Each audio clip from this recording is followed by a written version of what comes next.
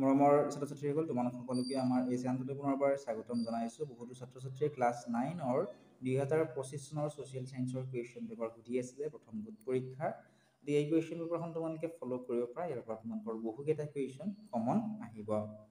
1 নম্বৰত দিছিল পাৰ্শ্বগ্ৰাফৰ লগত মিহলিত হৈ হিমবাহ উপত্যকাৰ মাজেৰে বাহিত হোৱা গ্ৰাফক ডেছ বোলা হয়। অপশ্যন আছিলে ভূমিগ্ৰাফ, মধ্যগ্ৰাফ, আন্তঃগ্ৰাফ আৰু ওপৰ এটা নহয়। 2 নম্বৰত দিছিল তলৰ কোনকেইটা উক্তি শুদ্ধ। ঠিক আছে।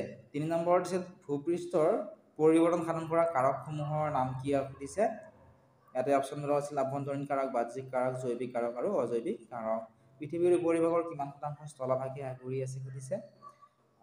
নেক্সট প্ৰশ্ন সুধিছিল নদীৰ কাৰ্যৰ ফলত সৃষ্টি হোৱা অৱয়ব কি সুধিছে। গতিকে এই কুৱেশ্যন পেপাৰখনৰ উত্তৰসমূহ তোমালোকক যদিহে লাগে তোমালোকে এটা কমেণ্ট ছেকশ্যনত কমেণ্ট কৰি জনাবা যে ছাৰ আমাক উত্তৰখিনি কৰি দিব লাগে। আমি চেষ্টা কৰিম তোমালোকক উত্তৰখিনি কৰি দিবলৈ। লগতে আন কোনটো ছাবজেক্টৰ কুৱেশ্যন পেপাৰ লাগে কমেণ্ট ছেকশ্যনত তোমালোকে জনাবা। 6 নম্বৰ প্ৰশ্নটো আছিল কোনবোৰ পদাৰ্থক নৈৰ বুকুৰ বোজা বুলি কোৱা হয়। নেক্সট প্ৰশ্নটো আহিছিল জৈৱ বৈচিত্ৰ্যৰ স্থলী দীপৰ বিল অসমৰ কোনখন জিলাত অৱস্থিত। নেক্সট কুৱেশ্যন আছিল বতাহৰ অপঘৰ্ষণ কাৰ্যৰ ফলত সৃষ্টি হোৱা অৱয়ব কি। 9 নম্বৰ প্ৰশ্নটো আছিল এছাৰছন আৰু ডিজনৰ। ঠিক আছে। নেক্সট 10 নম্বৰ প্ৰশ্নটো আহিছিল ডেছ বুলিলে উৎসৰ পৰা মোহনালৈকে যি দীঘলীয়া পথেৰে নদীয়ে গতি কৰে সেই পথটোকে বুজায়। নেক্সট কুৱেশ্যনটো আছিল ভাইচৰয়ৰ লৰ্ড ডাফৰিন কোনখন আয়োগৰ লগত জড়িত আছিল। 12 নম্বৰ প্ৰশ্নটো আছিল তলৰ কোনটো ক্ৰম শুদ্ধ। মৰমৰ ছাত্ৰ ছাত্ৰীসকল, তোমালোকক যদি কুৱেশ্যন পেপাৰসমূহৰ লগতে উত্তৰ MCQ নোটছ PDF-সমূহ লাগে তোমালোকে এতিয়া ডেছক্ৰিপশ্যনত দিয়া লিংকত ক্লিক কৰি আমাৰ মোবাইল এপটো ডাউনলোড কৰি ল'বলৈ নাপাহৰিবা। এপত তোমালোকে কুৱেশ্যন পেপাৰসমূহৰ লগতে কুৱেশ্যন আনচাৰসমূহ পাই যাবা। প্ৰশ্ন নম্বৰ 13 আছিল লোকসেৱা পৰীক্ষাত উত্তীৰ্ণ হোৱা কেইজন কোন কোন আছিলে সুধিছে। 14 নম্বৰ আছিল ডেছ এক প্ৰকাৰৰ ৰাজনৈতিক মুক্তিৰ আন্দোলন। 15 নম্বৰ প্ৰশ্নটো আছিল ক অংশৰ লগত সংঘ মিলাবলৈ দিছিলে। গতিকে নেক্সট 16 নম্বৰ প্ৰশ্নটো কি দিছিল। 16 নম্বৰত দিছিল যে ভাৰত পৰিষদ আইনৰ মতে কেন্দ্ৰীয় বিধানমণ্ডলত পোনপ্ৰথমবাৰৰ বাবে স্থান পোৱা ভাৰতীয় ব্যক্তি কোন আছিলে। 17 নম্বৰ প্ৰশ্নটো আছিল ডেছৰ কাৰ্যকালত ইষ্ট ইণ্ডিয়া কোম্পানী ভাৰতৰ একমাত্ৰ শক্তিৰূপে পৰিগণিত হৈছিল। 19 নম্বৰত সুধিছিল যে তলৰ কোনটো শুদ্ধ। ঠিক আছে।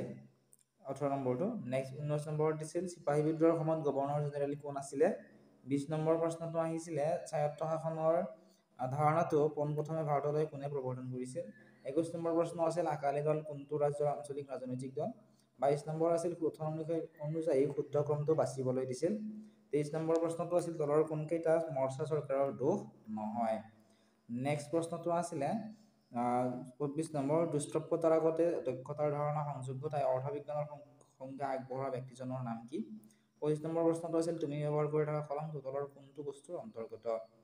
নেক্সট দিছিলে 26 নম্বৰ তলৰ প্ৰশ্নসমূহৰ উত্তৰ কৰিব দিছিল। 7টা প্ৰশ্ন প্ৰতিযোগিতা আছিল 2 নম্বৰ সৈতে 14 নম্বৰ। প্ৰশ্নবোৰ আছিল বালিচৰৰ গুৰুত্ব লিখা, অৱনমন কাক বুলি, আভ্যন্তৰীণ আৰু বাহ্যিক পাৰ্থক্য লিখা, মহাৰাণী ভিক্টোৰিয়াৰ যোগাযোগ পত্ৰৰ যিকোনো দুটা উদ্দেশ্য লিখা, লৰ্ড ৰিপনৰ দুটা সংস্কাৰমূলক কাৰ্য লিখা, এলাহাবাদ চুক্তি কেতিয়া আৰু ভাৰতত সংঘটিত হৈছিল সুধিছে আৰু সুধিছিল ৰাজনৈতিক দলৰ দুটা কাৰ্য লিখা।